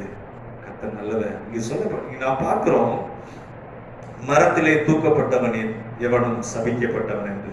அந்த வார்த்தை ஏன் அப்படின்னா, உபாகமம் 21ஆம் அதிகாரத்திலே கடைசி 2 வசனத்திலே சொல்லப்பட்டிருக்கிறது. பழைய ஏற்பாட்டிலே ஒரு சட்டம் இருந்தது. அது என்னவென்று சொன்னால், ஒரு மனுஷன் மரத்திலே அவனை கொலை செய்து தொங்க விட்டால், அந்த எபிரேயர்களுடைய அந்த பிரமாணத்தின்படி, யூதர்களுடைய பிரமாணத்தின்படி என்னன்னா, அவன் மிகவும் பெரிய பாவம் செய்தவன். அவன் பாவம் செஞ்சதிலே கொடூரமான பாவம் செஞ்சவன். அவனை தான் அடிச்சு மரத்துல தொங்க விடுவாங்க. பாருங்க, அப்படி மரத்துல தொங்க விடுவது என்பது அது யூதர்களுடைய பிரமாணத்தின்படி என்னவென்று சொன்னால், அந்த தொங்க விடப்பட்ட சரீரத்தை சாயந்தரம் ஆன உடனே அந்த மரத்துல இருந்து இறக்கிடணும். அந்த இருட்டுறதுக்கு முன்னாடி அந்த மரத்துல இருந்து அந்த என்ன செஞ்சிடணும், பிரேதத்தை இறக்கி விட வேண்டும். ஏன் அப்படின்னா, இறக்கி விடலைன்னா அந்த தேசம் தீட்டுப்படும். அவன் மேல இருக்கிற அந்த சாபம் அந்த தேசம் முழுவதும் எல்லாரும் தீட்டுப்படுவாங்க. ஆகவே அவங்க என்ன பண்ணுவாங்கன்னா, சீக்கிரத்திலே சாயந்தரம் ஆன உடனே இருட்டுவதற்கு முன்பாக அந்த சரீரத்தை இறக்கி விடுவாங்க. இது என்ன பிரமாணம் என்று சொன்னால், கொலை செய்தவன், அக்கிரமம் பண்ணினவன், அதிகமான குற்றம் செய்தவன், அவனுக்கு கொடுக்கிற தண்டனை. இப்ப அதே போல யோசுவா 10ஆம் அதிகாரத்தை நீங்க வாசித்து பார்த்தீங்கன்னா, அதுலயும் பாருங்க, ராஜாக்களை அவங்க என்ன செஞ்சிருப்பாங்க, அவங்க தொங்க விட்டுருப்பாங்க. யோசுவா நாளிலே வெற்றி பெற்ற உடனே அந்த ராஜாவை மரத்துல தொங்க விட்டுருப்பாங்க, எதிரிகளுடைய ராஜாவை. அவங்க என்ன பண்ணுவாங்கன்னா, சாயந்தரம் ஆனோட அந்த ராஜாவெல்லாம் இறக்கிடுவாங்க அந்த மரத்துல இருந்து. அது எதை குறித்துனா, அந்த பழைய ஏற்பாட்டு உபாகமம் 21ஆம் அதிகாரத்திலே அங்கு அவர்களுக்கு உரிய அந்த சட்டத்தை அவர்கள் கனம் பண்ணினார்கள். இப்போ நாம் வாசிக்கலாம், மத்தேயு 27ஆம் அதிகாரம். மத்தேயு 27ஆம் அதிகாரத்துல இயேசு கிறிஸ்துவை குறித்து நாம் அங்கு பார்க்கிறோம். மத்தேயு 27ஆம் அதிகாரத்திலே அங்கு 57ஆம் வசனம், ஆண்டவர் இயேசுவை சிலுவையில் அடித்து தொங்க விட்டிருக்கிறார்கள் நாம் பார்க்கிறோம். இந்த இயேசுவின் சரீரத்தை அரிமத்தியா ஊரானாகிய ஒருவர் போய், அங்கு நான் வாசிக்கிறேன். மத்தேயு 27 அதிகாரம் 57 வசனம் நீங்களும் வாசிங்க. சாயங்காலமான போது இயேசுவுக்கு சீசனும் ஐஸ்வர்யவானுமாய் இருந்த யோசேப்பு என்னும் பெயர் கொண்ட அரிமத்தியா ஊரானாகிய ஒரு மனுஷன் வந்து பிலாத்துவினிடத்தில் போய் இயேசுவின் சரீரத்தை கேட்டான். அப்பொழுது சரீரத்தை கொடுக்கும்படி பிலாத்து கட்டளையிட்டான். பிரியமானவர்களே, இங்க சொல்லப்பட்டிருக்கு சாயங்காலமான போது. ஏன் சாயங்காலமான போதுன்னா, அதுக்கு மேல அந்த சரீரத்தை மரத்துல தொங்க விடக்கூடாது. இயேசு மரித்தவராக அவருடைய சரீரம் அங்கு தொங்கிக் கொண்டிருக்கிறது, முழுவதும் இரத்தமாக. சரீரம் அது அடிக்கப்பட்ட சரீரமாக அங்கு தொங்கிக் கொண்டிருக்கிறது. பிரியமானவர்களே, பாருங்க, ஏன் சிலுவையில இயேசு தொங்க விடப்பட்டார்? ஏன் தொங்க விடப்பட்டார் என்று சொன்னார், இந்த கேள்விதான் நம்முடைய வாழ்க்கையை வெற்றிகரமாய் மாற்றிவிடும். உலகம் முழுவதும் மனுக்குலத்தின் பாவத்திற்காகவும் சாபத்திற்காகவும் கல்வாரியிலே இயேசு தொங்க விடப்பட்டார். சாபத்திலிருந்து நீங்களாக்கி மீட்டுக் கொள்ளும்படியாக அவர் சிலுவையிலே அங்கு சாப கோலமானார். பாருங்க, யாரெல்லாம் சாபத்தில் இருக்கிறாங்கன்னு பார்த்தா, யூதர்களுக்கு தெரியும் வேதத்தினுடைய அந்த நியாய பிரமாணத்தில் இருக்கிறத ஒன்ன மீறினா கூட அவங்க சபிக்கப்பட்டவங்கன்னு. இஸ்ரவேலர்களுக்கு தெரியும். அதே போல பிரஜாதியர்கள் அவங்க எப்படி என்று சொன்னால் அநேகர் சாபத்துக்குள்ளாகவே இருக்கிறார்கள். யூதர்கள் பிரஜாதியர்களை மதிக்கவே மாட்டாங்க. ஏனென்றால் அந்த பிரஜாதிய மார்க்கத்தினுடைய வழிபாடு அப்படி. அந்த பிரஜாதியர்கள் அவங்க எப்படி இருப்பாங்கன்னா பிறப்பிலேயே சாபத்துக்குள்ளானவர்களாக இருப்பாங்க. பாருங்க, நம்ம எல்லாரும் கூட பிரஜாதியர்ல தான் இருக்கிறோம். இயேசு அறியாத ஒரு நிலையில இருந்துதான் வந்தோம். இந்த பிரஜாதியரா இருக்கிறதுல நிறைய பேர் அவங்களுடைய தனிப்பட்ட வாழ்க்கையை சொல்லுவாங்க. எனக்கு இந்த பலவீனம் இருக்கு பாஸ்டர், என் பையனுக்கு இந்த பலவீனம் இருக்கு, என் குடும்பத்துல இந்த பிரச்சனை அடிக்கடி வருது பாஸ்டர். பாருங்க, அதுதான் சாபம். இன்னும் சொல்லுவாங்க, இதுல இருந்து எங்களால மீளவே முடியல அப்படிப்பாங்க. ஆனா அப்படிப்பட்ட சாபத்தை இயேசு சிலுவையிலே ஏற்றுக்கொண்டார். சிலுவையிலே அவர் சாபமானார். ஏன் தொங்க விடப்பட்டார்? ஏன் அப்படி ஒரு அக்கிரமக்காரனுடைய ரூபமாக கொடூரமாக இயேசு ஏன் சிலுவையிலே சாபமானார்? ஏன் சாபமானார் என்று சொன்னார், நம்மை மீட்டுக் கொள்ளும்படியாக. ஒரு சிலர் இதை மட்டும் சொல்லுவாங்க, கலாத்தியர் 3 அதிகாரம் 13 வசனம் மட்டும் சொல்லுவாங்க, அடுத்த வசனத்தை சொல்லாம விட்டுருவாங்க. அடுத்த வசனம் எதுக்கு தெரியுமா? ஏன் சாபமானார்னா, ஆபிரகாமின் ஆசீர்வாதத்திற்குள் நீங்களும் நானும் பிரவேசிப்பதற்காக. அல்லேலூயா, ஆண்டவருக்கு மகிமை உண்டாவதாக. அதுதான் ரொம்ப முக்கியம். இயேசு சிலுவையில ஏன் சாபமானார்? ஆபிரகாமின் ஆசீர்வாதத்திற்குள் உங்க குடும்பம் பிரவேசிக்கத்தக்கதாக, நீங்க பிரவேசிக்கத்தக்கதாக. அதுதான் தேவன் நமக்கு ஆயத்தப்படுத்தின அந்த நற்செய்தி, அந்த முக்கியமான காரியம் அங்கு நாம் பார்க்கிறோம். ஆண்டவருடைய நாமம் மகிமைப்படுவதாக. இங்கு கடைசியாக நாம் பார்க்கிறோம் கலாத்தியர் 3 அதிகாரம் 14 வசனத்திலே, கலாத்தியர் 3 அதிகாரம் 14 வசனத்திலே சொல்லப்பட்டிருக்கிறது, ஆபிரகாமின் ஆசீர்வாதம் கிறிஸ்து இயேசுவினாலே நமக்கு வரும்படியாக. எத்தனை பேர் அதை நம்புறீங்க? எத்தனை பேர் அதை நீங்க உங்களுக்குரியதா உரிமை பாராட்டுறீங்க? வீட்டுல போய் நீங்க வாய் விட்டு சொல்லுங்க, ஆபிரகாமின் ஆசீர்வாதம் இயேசு கிறிஸ்து எனக்காக கொலையானபடியினாலே, எனக்காக அந்த மரத்திலே சாபமாய் தொங்கினபடியினாலே அந்த ஆபிரகாமின் ஆசீர்வாதம் என்னுடையது. அதை யாரும் தடை பண்ண முடியாது. அல்லேலூயா, அதை நான் விசுவாசிக்கிறேன். அல்லேலூயா. பாருங்க, தேவன் உங்களை ஆசீர்வதிப்பார். ஒருவேளை சரீர பிரகாரமான தகப்பனோ தாயோ அல்லது உங்களுடைய உறவினர்களோ கூட உங்களை தூசணமா பேசலாம். ஆனால் வேதத்தின்படி நீங்கள் ஆசீர்வதிக்கப்பட்டவர்கள். நீங்கள் கர்த்தர் உங்களுக்கு என்று அதை ஆயத்தப்படுத்தி வைத்திருக்கிறார் இயேசு கிறிஸ்து மூலமாக. இங்கு நாம் இன்னொரு வார்த்தையை நாம் பார்க்கிறோம். பாருங்க, ரோமர் 2 அதிகாரத்தை நீங்க அப்புறம் வாசித்து பாருங்க. பிரஜாதியர்கள் கூட சாக்கு சொல்ல முடியாது. என்ன சாக்குனா, எங்களுக்கு பிரமாணமே இல்லை, எங்களுக்கு யூதர்களுக்கு கொடுக்கப்பட்ட 10 கட்டளைகள்லாம் எங்களுக்கு இல்லை, அதனால யூதர்களை தண்டிக்கிற மாதிரி எங்களை தண்டிச்சிடாதீங்க அப்படின்னு சொல்லவே முடியாதான். பாருங்க, ஒரு சில வீடுகள்ல பக்கத்துல சண்டை வரும்போது சொல்லுவாங்க, என்ன சொல்லுவாங்கன்னா, கையை நீட்டி சொல்லுவாங்க, அவங்கள காட்டிலும் நாங்க நல்லவங்க, அவங்க இப்படி அயோக்கியத்தனம் பண்ணாங்க அப்படிம்பாங்க. பாருங்க, அவங்கள நம்ம கையை நீட்டும் போது நம்ம பக்கம் 3 விரல் இருக்கு. அவங்கள நம்ம குற்றம் சாட்டுகிறோம், நம்மகிட்ட இருக்கிற குற்றம் நமக்கு தெரியல. அப்ப என்ன வேதம் சொல்லுகிறது என்று சொன்னால், ஒவ்வொருவருக்கும் ஒரு சாபம். நியாய பிரமாணத்தின்படி பிரஜாதிகளும் சாபத்துக்குள்ளாக இருக்கிறாங்க. யூதர்கள் சாபத்துக்குள்ள இருக்கிறாங்க, இஸ்ரவேலர்கள் இருக்கிறாங்க, பிரஜாதியர்களும் சாபத்துக்குள்ளாக இருக்கிறாங்க. ஏன்னா கீழ்ப்படியாமை, கர்த்தருடைய பிரமாணத்துக்கு கீழ்ப்படியாதபடியினாலே அவங்க மேல சாபம் காணப்படுகிறது. 10 கட்டளைகள்ல சொல்லப்பட்டிருக்கிறது. ஒவ்வொரு கட்டளைகளையும் ஆண்டவர் சொல்றாரு, திருடாத, கொலை செய்யாத, இச்சியாத, அதெல்லாம் சொல்லிட்டு சொல்றாரு, எனக்கு சமமா எந்த ஒரு ரூபத்தையும் உண்டாக்காத, அப்படி செஞ்சா 3ஆம் 4ஆம் தலைமுறை மட்டும் அது நியாயம் விசாரிப்ப, எனக்கு சமமா எதையும் நீ செய்யாத அப்படிங்கிறாரு. தேவனுக்கு சமமா எதையும் உருவாக்காத அப்படிங்கிறாரு. பாருங்க, அப்போ அந்த பிரஜாதியர்களுக்கும் பரிகாரமாக தான், அதுதான் ஆபிரகாமின் ஆசீர்வாதம். ஹல்லேலூயா. நிறைய பேர் சொல்லுவாங்க ஆபிரகாமின் ஆசீர்வாதம்னா வெறும் பொருளாதார ஆசீர்வாதம் சொல்றீங்க. இல்ல, ஆபிரகாமின் ஆசீர்வாதம் என்றால் என்னவென்று சொன்னால், கண்மலையில் இருந்து அங்கு வெட்டி எடுத்திருக்கிறார் உங்களை என்னையும். இருளில் இருந்த நம்மை, பாரம்பரியத்தில் இருந்த நம்மை, அக்கிரமத்துக்குள்ளே கடந்திருந்த நம்மை கர்த்தர் அங்கிருந்து புறப்பட்டு வர பண்ணினார். எங்கு புறப்பட்டு வர பண்ணினார்னா, அவரை தரிசிக்கத்தக்கதாக, அவர் முகத்தை தேடத்தக்கதாக, அவரை நேசிக்கத்தக்கதாக. பிரியமானவர்களே, அவர் நமக்காக ஆயத்தம் பண்ணின அந்த பாதை, அது ஜீவனுள்ளது, மகிமையானது. ஆண்டவருக்கு மகிமை உண்டாவதாக. அப்போ இதை குறித்து நாம் பார்க்கலாம். ஸ்தோத்திரம். அப்ப திருமண காரியத்துல கூட என்ன செய்வாங்கன்னா, ஆபிரகாமின் ஆசீர்வாதம்னு சொல்லுவாங்க. ஆபிரகாமின் ஆசீர்வாதம் வாங்க. ஆனா அதை வாழ்க்கையில எடுத்துக்கொள்ள மாட்டாங்க. ஆபிரகாமின் ஆசீர்வாதம்னா வெறும் பொருளாதார ஆசீர்வாதம் மாத்திரமல்ல, அது ஜீவிதத்திலே உண்டான ஒரு பெரிய மாற்றம். எப்படி ஆபிரகாமை கர்த்தர் இருளில் இருந்து அங்கிருந்து தெரிந்து கொண்டாரோ, உங்களை என்னையும் கர்த்தர் அப்படி தெரிந்து கொண்டிருக்கிறார். அல்லேலூயா. ஆபிரகாமுக்கு கர்த்தர் சொல்றாரு, சோதோம் குமாராவை அழிக்கும் போது ஒரு வார்த்தை சொல்றாரு, என் சிநேகிதனாகிய ஆபிரகாமுக்கு நான் சொல்லாம இதை செய்ய மாட்டேன். இன்னைக்கு உங்ககிட்ட என்கிட்ட கூட கர்த்தர் முன்னக்கூட்டியே பேசுவா.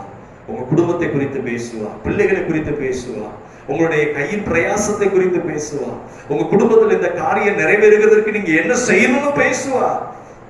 இந்த சமீபத்துல ஒரு கடைக்காரர் என்கிட்ட சொன்னாரு, பாஸ்டர், அவரு இயேசுவை அறிந்தவர், அந்த கடையில அந்த திங்ஸ் வாங்க போய் பழக்கம். அவரு இன்னொரு சர்ச்சுக்கு போறவர், பாஸ்டர் என் பக்கத்து கடையில இவ்வளவு பிரச்சனையா இருக்கு பாஸ்டர், இவ்வளவு எனக்கு தொந்தரவு பண்றாங்க பாஸ்டர், நான் அவர் கடைக்கு நான் ஒரு சில பிசினஸ்க்காக அவர் கடைக்கு நான் அனுப்பி விடுவேன், ஆனா நன்றியே இல்லாம நிறைய வேணும்னு கேட்கிறார் பாஸ்டர், என்ன செய்யறதுன்னு தெரியல. அப்ப நான் சொன்னேன், அவருக்கு ஆலோசனை கொடுத்து இப்படி நீங்க கர்த்தரை தேடுங்க அப்படி. கொஞ்ச நாள் ஆனவன திரும்ப போனேன், பிரதர் இப்போ எப்படி இருக்கீங்க, அவரை அந்த சூழ்நிலையை மேற்கொண்டுட்டீங்களா, பொறாமையினால பண்ணாருன்னு சொன்னீங்களே அப்படி. பாஸ்டர் நல்ல வேலை செய்யுது. அல்லேலூயா. கர்த்தருக்கு மகிமை உண்டாவதாக. பாருங்க, நம்ம போய் யாரோடைய மாம்சத்துல சண்டை போட முடியாது, ஆனா கர்த்தரை நோக்கும் போது கர்த்தர் நமக்காக யுத்தம் பண்ணுவார். அல்லேலூயா.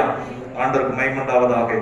பாருங்க, ஆபிரகாம் 4 ராஜாவை அவங்க வீட்டுல இருக்கிற வேலைக்காரங்களை கொண்டு ஜெயிக்க கர்த்தர் உதவி செய்தார். ஏன் தெரியுமா? அவர் தேவனுடைய சிநேகிதனாய் இருந்தபடியினாலே. இன்றைக்கு நீங்க தேவனுடைய சிநேகிதன், ஆபிரகாமின் சந்ததி என்று சொன்னார். நீங்கள் தேவனுக்கு சிநேகிதராய் இருக்கும் போது உங்களுக்காக கர்த்தர் யுத்தம் பண்ணுவார். கொஞ்ச பலத்தை கொண்டு பெரிய காரியத்தை செய்வீர்கள். ஏன்னா உங்களுக்குள்ள இருக்கிற அந்த ஆசீர்வாதம் ஆபிரகாமின் ஆசீர்வாதம். ஹல்லேலூயா. பாருங்க, அப்படித்தான் கர்த்தர் என்ன செய்தார்னா, அந்த 4 ராஜாக்களை அந்த இடத்துல 4 ராஜாக்களை ஜெயிக்கிறதுக்கு ஆபிரகாமுடைய அவங்களுடைய சகோதரன் லோத் அங்க மாட்டிக்கிட்டாப்ல. ஆபிரகாம் என்ன பண்ணாப்ல தெரியுங்களா? விசுவாசத்தினாலே கர்த்தருடைய அந்த ஐக்கியம், கர்த்தரை தரித்து கொண்டிருக்கிறபடினால தைரியமா முன்னேறி போய் அந்த யுத்தத்திலே ஜெயிக்கிறார். கர்த்தர் ஜெயத்தை தருகிறார். இன்றைக்கும் உங்களுக்கு பலம் கொஞ்சமா இருக்கலாம், ஆனா உங்களோடு இருக்கிற தேவன் ஆபிரகாமின் தேவன். நீங்க சொல்ல முடியும், ஆபிரகாமின் தேவன் என்னுடைய தேவன் என்று சொல்ல முடியும். பாருங்க, புதிய ஏற்பாட்டுல ஆபிரகாம் தேவனுக்கு சிநேகிதனா தான் மாறினாரு. நாம் இயேசுவின் ரத்தத்தினாலே நாம் தேவனுடைய பிள்ளைகளாகவே மாறிவிட்டோம். அல்லேலூயா. பாருங்க, எப்பயுமே இந்த கண்ணுக்குட்டி போதுன்னா கண்ணுக்குட்டிக்கு பின்னாடி அந்த அம்மா மாடு வரும், இந்த கண்ணுக்குட்டியவே நினைச்சுக்கிட்டே இருக்கும். யாராவது கண்ணுக்குட்டியை டச் பண்ணாங்கன்னா விடவே விடாது. இன்றைக்கு நீங்களும் நானும் தேவனுடைய பிள்ளைகளா இருப்போமாடா, தேவாதி தேவன் தகப்பன் உங்க பின்னாடியே வந்து கொண்டிருக்கிறார். உங்களை சுமக்கிறவராக இருக்கிறார், உங்களை விசாரிக்கிறவராக இருக்கிறார். ஆண்டவருக்கு மகிமை உண்டாவதாக. பிரியமானவர்களே, நாம் ஒரு சில வசனங்களை பார்த்து நாம் முடிக்க போகிறோம். பாருங்க, ஆபிரகாமின் ஆசீர்வாதம் அப்படின்னா என்னன்னா, கண்மலையிலிருந்து வெட்டி எடுத்தது மாத்திரமல்ல, அவர் அழைத்து கூட்டிட்டு போனது மாத்திரமல்ல, கையிட்டு செய்யும் வேலையை அவர் ஆசீர்வதிக்கிறார். சரீரம், செத்த சரீரத்தை அவர் உயிர்ப்பிக்கிறார். அது மாத்திரமல்ல, கூடாத கடினமான காரியங்களை லகுவாக செய்ய அவர் உதவி செய்கிறார். ஆண்டவருக்கு மகிமை உண்டாகட்டும். நீங்க தேவனுடைய பிள்ளையா இருக்கிறீங்களா? ஆபிரகாமின் சந்ததியா இருக்கிறீங்களா? நீங்கள் விசேஷமானவர்கள், நீங்கள் ஆசீர்வதிக்கப்பட்டவர்கள். பாருங்க, அப்போ அது மாத்திரமல்ல பிரியமானவர்களே, ஆபிரகாமுக்கு கர்த்தர் கொடுத்த ஒரு பெரிய வெற்றி என்னவென்று சொன்னால், ஆண்டவர் சொன்னார், வானத்து நட்சத்திரத்தை போல உன் சந்ததியை நான் என்ன செய்வேன், பெருக பண்ணுவேன் அப்படின்னு சொன்னாரு. ஆபிரகாமும் உடனே நம்பிடல. அது போற பாதையில நிறைய அவருக்கும் போராட்டங்கள் இருந்தது. ஆண்டவர் சொன்னதெல்லாம் அவங்க மனைவிட்டு வந்து சொன்னப்ப சொன்னாங்க, அவங்க மனைவி சொன்னாங்க, இப்படிலாம் கஷ்டப்பட வேணாம், நம்ம வீட்லயே அடிமை பெண்ணு ஒண்ணு இருக்கு பாருங்க, அந்த ஆகார் அவ ரொம்ப வருஷம் நம்ம வீட்லயே இருக்கிறா, அவன் மூலமா சந்ததி உருவாகட்டும், ஆண்டவர் எதுக்கு இவ்வளவு கஷ்டப்பட்டு இருக்கிறாரு அப்படின்னு சொல்லிட்டு அந்த சந்ததி. அப்ப கொஞ்ச நாள் கழிச்சு ஆண்டவர்கிட்ட போய் பேசுறப்ப, ஆண்டவரே எனக்கு வானத்து நட்சத்திரத்தை போல சந்ததிலாம் நீங்க சொன்னீங்க, நீங்க கஷ்டப்படாதீங்க ஆண்டவரே அப்படின்னு சொல்லிட்டு கர்த்தர்ட்ட பேசுறப்ப கர்த்தர்ட்ட என்ன சொல்றப்பனா, ஆண்டவரே இந்த ஆகார் என்கிற அடிமை பெண் மூலமா அந்த இஸ்மவேல் உமக்கு ஆண்டவரே சந்ததியா இருக்கட்டும். ஆண்டவர் சொன்னார், இல்ல, உன் கற்ப பிறப்பே எப்படி இருப்பானா, அவன் மூலமா சந்ததியை பெருக பண்ணுவேன்னு கர்த்தர் சொல்றாரு. பிரியமானவர்களே, கர்த்தர் அதை நிறைவேற்றினார். பேரை கூட மாத்தினார். அபிராமை ஆபிரகாமாக, சாராயை சாராளாக. ஆண்டவருடைய நாமம் மகிமைப்படுவதாக. இன்றைக்கும் உங்க வாழ்க்கையில ஒரு சில காரியங்கள் நிறைவேறாமல் இருக்கா? போராட்டத்தோட இருக்கிறீங்களா? கஷ்டத்தோட இருக்கிறீங்களா? கடைசி வசனம் ஆதியாகமம் 18ஆம் அதிகாரம் 14ஆம் வசனம், அதோட வாசனை முடிக்கலாம். ஆதியாகமம் 18ஆம் அதிகாரம் 14ஆம் வசனம். ஆபிரகாமுக்கு கர்த்தர் அங்க ஒரு வார்த்தை கொடுக்கிறாரு. என்ன கொடுக்கிறாரு அப்படின்னா, அதை வாசிக்கிறேன். ஆதியாகமம் 18:14. கர்த்தரால் ஆகாத காரியம் உண்டா? உற்பவ காலத்திட்டத்தில் உன்னிடத்திற்கு திரும்ப வருவேன், அப்பொழுது சாராளுக்கு ஒரு குமாரன் இருப்பான். ஆண்டவர் நல்லவர். ஒருவேளை இன்றைக்கும் ஆபிரகாமின் ஆசீர்வாதம்னா வேற எதுவும் இல்லைங்க, கர்த்தராலே ஆகாத காரியம் ஒன்றுண்டோ, அதான் ஆபிரகாமின் ஆசீர்வாதம். அதை நீங்க எழுதி வச்சுக்கோங்க. ஆபிரகாமின் தேவன் என்னுடைய தேவன், அவரால் ஆகாத காரியம்னு ஒன்றுமே இல்ல. செத்த சரீரத்தை உயிர்ப்பித்தவர். அது மாத்திரமல்ல, கர்த்தர் வாக்கு பண்ணி அதை அப்படியே நிறைவேற்றினார். இன்றைக்கும் உங்க வாழ்க்கையிலையும் கர்த்தர் சொன்னதை நிறைவேற்றுவார். சாரால் மூலமா தான் அது நிறைவேறும்னு கர்த்தர் சொன்னாரு. சரீரம் செத்து போச்சு, ஆனாலும் கர்த்தர் சொன்னதை நிறைவேற்றினார். இன்றைக்கு உங்க சூழ்நிலைகள் எல்லாம் வித்தியாசமா இருக்கலாம், எல்லாம் மாறி போனதுல இருக்கலாம், கண்ணீரோட கூட இருக்கலாம், எல்லாம் முடிந்து போன நிலைமையில இருக்கலாம். என்னால இது இவ்வளவுதான் முடியும், என்னால எதுவுமே செய்ய முடியாது என்று நினைக்கலாம். ஆனா ஒன்று, ஆபிரகாமின் தேவன், அவராலே ஆகாத காரியம் ஒன்றுமே இல்லை. அதே கர்த்தர் உங்க வாழ்க்கையில உங்களுக்கு துணை செய்வார். அவராலே ஆகாத காரியம் ஒன்றுமே இல்லை. அதை நீங்க தைரியமா சொல்லுங்க. ஆபிரகாமின் ஆசீர்வாதம் என்னன்னா, அவராலே ஆகாத காரியம் ஒன்றுமே இல்லை. கர்த்தர் நல்லவர். நாம் ஜெபிப்போம். கர்த்தர் நம்மை ஆசீர்வதிப்பாராக. ஸ்தோத்திரம் ஆண்டவரே, ஸ்தோத்திரம் கர்த்தாவே. ஹல்லேலூயா. கரங்களை உயர்த்தி ஹல்லேலூயா. ஆபிரகாமின் ஆசீர்வாதம்னா வெறும் பொருளாதார ஆசீர்வாதம் மாத்திரம் கிடையாது. ஓ ஹல்லேலூயா. இங்கு சொல்லப்பட்டிருக்கிறது, கர்த்தராலே ஆகாத காரியம் ஒன்றுண்டோ? அவராலே ஆகாத காரியம் ஒன்றுமே இல்லை. ஆபிரகாமுடைய வாழ்க்கையில் அதைத்தான் பார்க்கிறோம். கர்த்தர் சொன்னபடியே அங்கு அதை நிறைவேற்றினார். இன்றைக்கு உங்க வாழ்க்கையிலேயும் அதை அவர் நிறைவேற்ற வல்லமை உள்ளவராக இருக்கிறார்.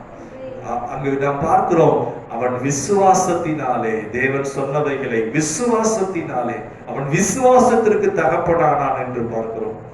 இன்றைக்கு உங்களையும் என்னையும் கூட கர்த்தர் விசுவாசத்திற்கு என்று அழைத்திருக்கிறார். சூழ்நிலைகளை பார்த்து அல்ல, உங்களுக்கு இருக்கிற பிரச்சனைகளை கண்டு அதை பல போல பேசி அதை அல்ல, கர்த்தர் உங்களுக்கு சொல்றாரு, ஆபிரகாமின் தேவன் அவர் உங்களுக்கும் தேவனாய் இருக்கிறார். நீங்கள் ஆபிரகாமின் சந்ததியா இருக்கிறீங்க. அவராலே கூட அந்த காரியம் ஒன்றுமில்லை. உங்கள் சரீரங்களை அவர் உயிர்ப்பிப்பார். உங்களுடைய கையின் பிரயாசத்தை ஆசீர்வதிப்பார். நீங்க இழந்து போனதையெல்லாம் மீட்டுக் கொள்வீங்க. அல்லேலூயா. அங்கு நாம் பார்க்கிறோம், மெல்கிசேதேக்கு மூலமா ஆசீர்வதிக்கும் போது கர்த்தர் சொல்றாரு, வானத்துக்கும் பூமிக்கும் சொந்தக்காரராகிய தேவனுடைய ஆசீர்வாதம் ஆபிரகாமுக்கு உண்டாவதாக. இன்றைக்கு லாக்டவுன் நாட்கள்ல வானத்துக்கும் பூமிக்கும் சொந்தக்காரருடைய ஆசீர்வாதம் உங்களுக்கு உண்டாவதாக. அவர் உங்களை ஆசீர்வதிப்பாராக. அவர் வானத்துக்கு பூமிக்கு சொந்தக்காரர். வேற யாரும் இந்த பூமியை சொந்தம் கொண்டாட முடியாது. அவர் உங்களை ஆசீர்வதிப்பார். இயேசு கிறிஸ்து மூலமாக. ஆண்டவரே ஒவ்வொருவரையும் ஆசீர்வதிப்பீராக. ஒவ்வொரு மீது இந்த ஆசீர்வாதம் தங்குவதாக. எல்லா குழப்பங்களும் நீங்குவதாக. வியாதி மறைவதாக. சரீரங்களை உயிர்ப்பிப்பீராக. நீருடைய செய்ததற்காக நன்றி ஆண்டவரே. இயேசுவின் நாமத்தில் பிதாவே. ஆமென். ஆமென். என் ஆத்துமாவே கர்த்தரை ஸ்தோத்திரி. என் முழு உள்ளமேட பரிசுத்த நாமத்தை ஸ்தோத்திரி. என் ஆத்துமாவே கர்த்தரை ஸ்தோத்திரி. அவர் செய்த சகல உபகாரங்களையும் மறவாதே. ஆமென். நம்முடைய கர்த்தராகிய இயேசு கிறிஸ்துவின் கிருபையும் பிதாவாகிய தேவனுடைய அன்பும் பரிசுத்த ஆவியானவருடைய அன்யோன்ய ஐக்கியமும் வழிநடத்தலும் சமாதானமும் ஆறுதலும் நம் அனைவரோடும் மீண்டும் மீண்டும் சதா காலம் இருப்பதாக. ஆமென். ஆமென். God bless you. கர்த்தருடைய ஆசீர்வாதம். Praise God.